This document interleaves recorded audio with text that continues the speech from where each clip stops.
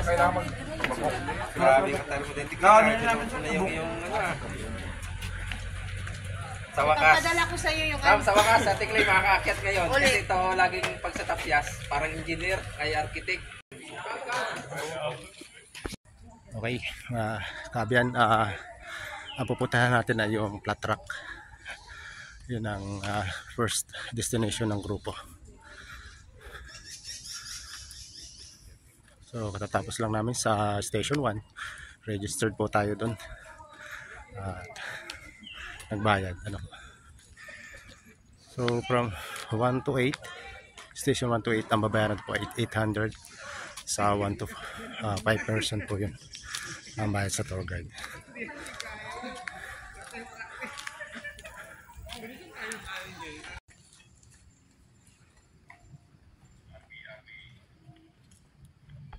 Kalalampas na po natin ang station 2 and 3. So pupunta na po tayo doon sa isang destination natin. So ang target po na makuha natin ngayon ay hanggang station 8. Kasi yung limited po ng oras na aming stay dito. May mga activity pa din po pagdating ng hapon. So sayang, kukuha sana tayo doon sa station 30, yung pinaka-peak. So according to the tour guide po ay 4 hours daw po yung lakarin pamula doon sa station 1. Okay.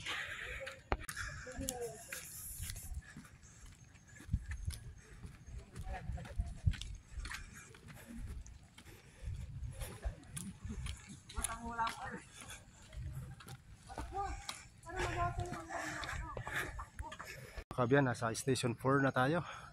So yung station 4 niya, ang distance niya from state 4 to 5 ay 992.2 meters para mabot natin.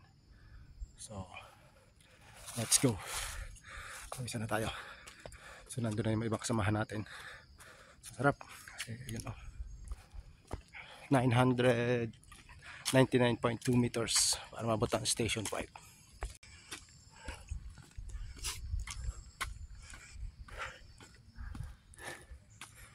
So, nararamdaman na natin ang init. Mainit na.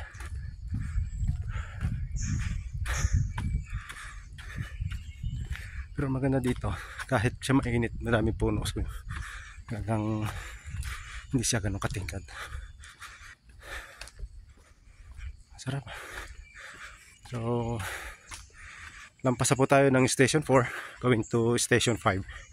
So, according to sa kanilang mark doon, yung station 5 ay 999.2 meters. So sabihin malapit na rin tayo sa station 5. Yan mga kabyan, kung sa tabi natin malalaking puno, ganda. So, kahit mainit siya mga kabyan, hindi mo mararamdaman yung init ng araw kasi kita mo na daming punong malalaki. Kabilaan pa yan. Masarap. Ang ganda.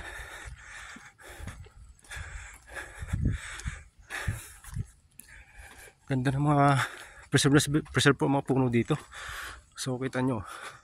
So yung dinadaanan natin ganitong style. Two-way yung daan. Pero mga puno, ang dami. Iba't ibang puno. So again mga kabyan, nasa Mount Makiling hiking trail tayo. So ang target nating akyatin ay mula hanggang station 8 lang po. Kasi may gawain pa kami mamayang hapon. So ngayon, ang tinatrack natin ay going to station 5 na. So medyo banayad na yung daan na, hindi katulad nung kanina sa station 1 to 3. Talagang medyo matarik. Wow, ang ganda. So yung mga iba nandun na sa una, yung iba naman po namin ibang kasama nasa baba pa rin. So tayo, so going to station 5. So dito ang capacity po ng tour guide ay 1 hanggang 5 guests sa isang tour guide. Ang 1 to 8 po sa guest na may hanggang 5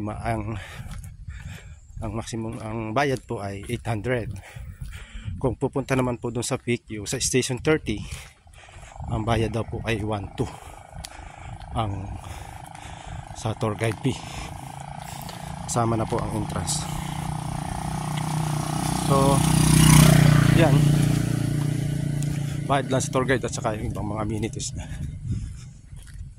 So maganda na po, mag-i-enjoy kayo. Hindi kayo lugi sa ganun kalaki yung bayad. Kasi talaga makikita nyo ang ganda ng Mount Makiling hiking trail. According to sa tour guide po, ayun naman po sa tour guide, yung pamula station 11 to 30, yun daw po yung sa trekking talaga, yung wala na semento. Kumbaga ay ang dadaanan ay talagang nasa gubat na kayo, nasa jungle na. So ganun yung kung kayo po mapupunta sa amin sa Puerto Galera, may dinidevelop po tayo doon yung hiking trail, yung Abian hiking trail. Ang haba po niyan ay 4.2 kilometers. Pero talagang jungle tour po yun. At may mga location na pwede mag-overnight. Then other pong activity doon natin ginagawa. So pag pupunta ng Puerto Galera, pwede nyo pasyalan po yun.